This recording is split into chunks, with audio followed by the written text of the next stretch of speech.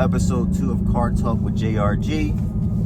If you didn't see episode 1, that was a couple of days ago, and it seemed like the community really liked that video, so I decided let's go ahead and do another video like that again.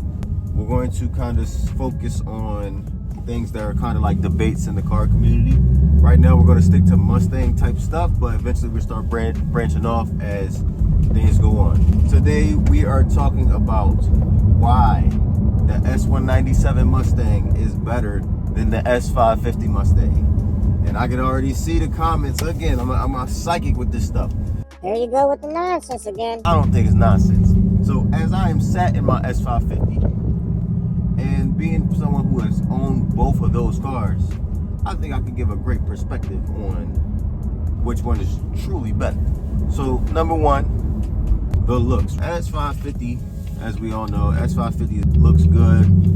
Sports car, inside and out. You know, Ford did their thing when they made this one. With the S197, and we're just going to stick to 11 to 14 cars. We're just going to stick with 11 to 14s.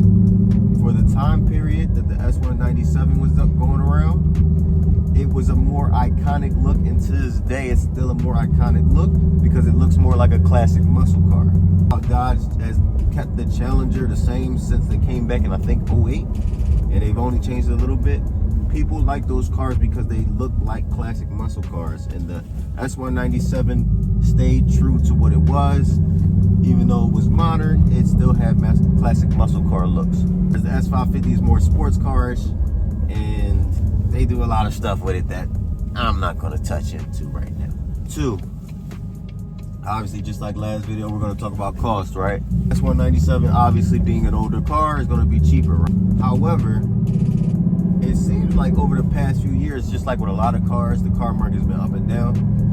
It seems like they've been kind of shooting up in value. When I bought my S197 GT back in 2018, I bought that car for 15 grand with like 70,000 miles on it, and it was a premium, GT premium. Look up them cars now, damn, like they're more than what I paid for it back then, which is crazy.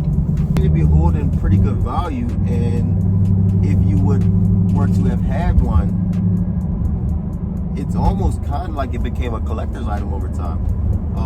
Not only is it cheaper to buy, but it's also cheaper to modify. Paxton build, and I'll maybe make a video on everything that it cost me to build that my Paxton S197. But I could tell you, for everything I put into that car, it'd be way cheaper than what I gotta do for this. Way cheaper. As far as racing goes, for my people who like to modify and race, the S197, a lot of people don't like to believe it, is on technically a better platform for drag racing over an S550. I know it's hard to believe, I know. Reason why it's a better platform, it is lighter. A lot lighter. So I think they were between 3,400 and 3,600 pounds. S550s are like 37 to like damn near 4,000 pounds, something like that. And weight, as people know, in drag racing makes a big difference. They also have solid rear axles, so a lot of people that are drag racers also know the S550 has independent rear suspension, which, yeah, it is better for round turns and everything like that, which S197 has the Boss 302 for that. But yes, it's better around turns, but when it comes to launching a car in a straight line, you want a solid rear axle, which is what is in the S197. It makes it easier to launch.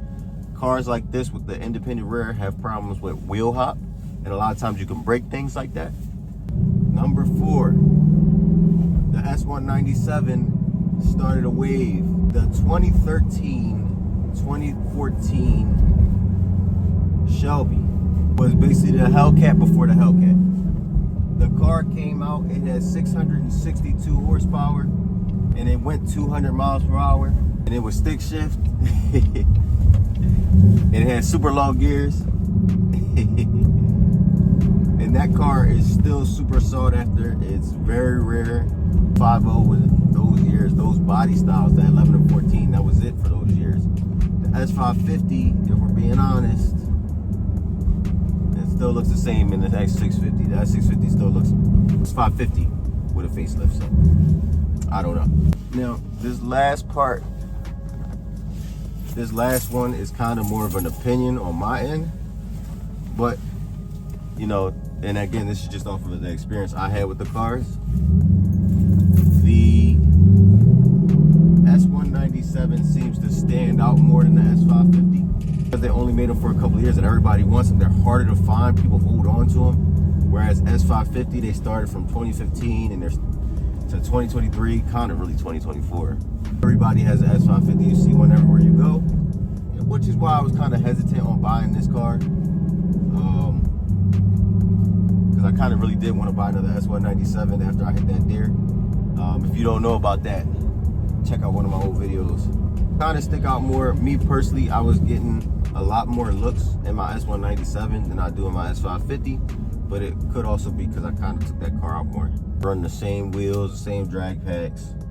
You know, everybody does the same modifications, so it's just kind of, I guess, stale to a lot of people. But the last thing, and this is kind of really kind of opinionated thing as well, but I would say the drive of the S197, just for every day, like if you're having fun, just out doing your thing, pulls, you know, whatever, the drive of the S197 is actually more fun.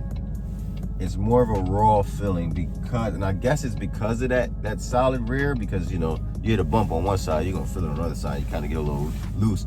And that's also all those cars that, you know, the infamous and the iconic Mustang driver at the Cars or Coffee crashing, those are all solid rear cars, right? But I felt like at every level of the S197, like you could kick it out, like just smashing the gas. Like I can smash the gas on this, and it's really not going to do much but just go in a straight line, which is good.